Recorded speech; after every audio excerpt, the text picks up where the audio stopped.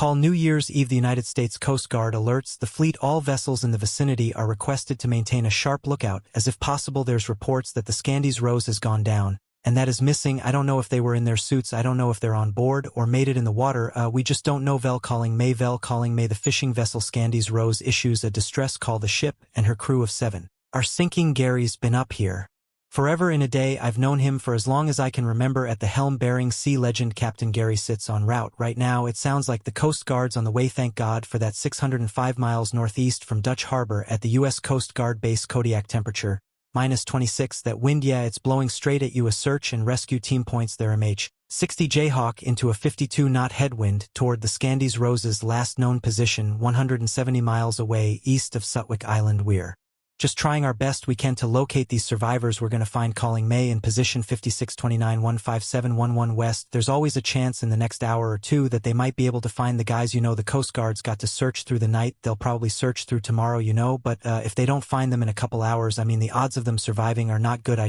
can't hardly believe that this is how we start our new year. He was just, I saw Gary he was like the last person I talked to in Dutch before we flew home. He was excited. He's got a family stuff too, you know. Everyone's always excited to go home for the holidays. Let's just hope that we can bring everybody home. 25 miles east of Sutwick Island. Res 11 with United States Coast Guard aircraft deployed in the search for the Scandies Rose. We in at Ion with the 638. They Kerr survivors at the 5-1 chopper relays the news to base. A rescue is underway. Roger. There currently hoisting survivors on scene. How many survivors are they hoisting? Over that from the 11. We didn't get a number yet. They were in the middle of HO operations when we established communication. I will call you back when we have that information. Over. Those Scandies Rose is the only boat I talked to on the radio. We go back long ways. Me and Gary pretty much hanging by thread right now, and that's a total understatement. We're just trying our best we can to locate survivors. We should check.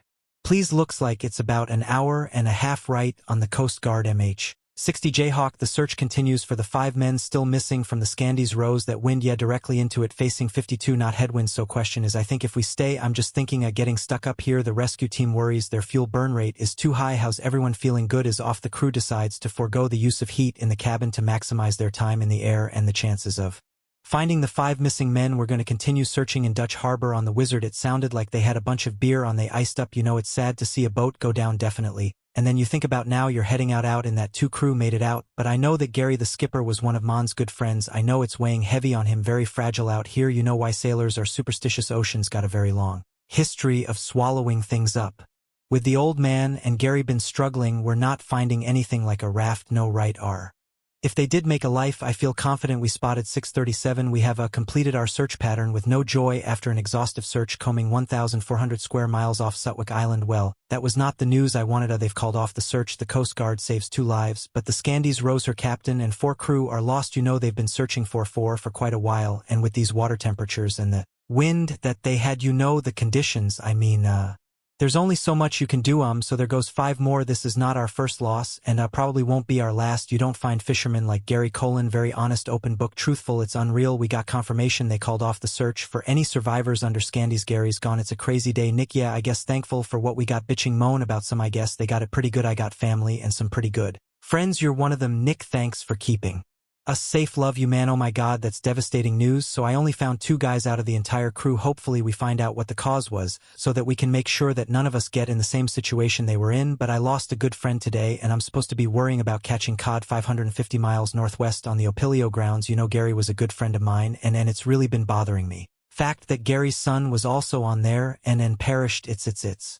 hard to believe. It's heartbreaking. I first met Gary in late 80s, early 90s. We were on the beach offloading, and I said, I want to take a hand at the BD fishing, but yeah, I don't know where to go. And Gary kind of chuckled and said, why don't you follow me? And so he kind of took me under his wing, and he taught me a lot about patience. He believed in very large pots, a lot of soak, and, you know, let the gear do the work, which I believe in now. At the time, that was a hard pill to swallow, and he's like, what are you doing, you knucklehead? You know, you got to let the gear do the work. He was honest, sincere. He was not shy about giving information. He was not shy about being on the radio. He loved to talk. And when I look back, I'm very grateful for that, because there's not a lot of guys like that.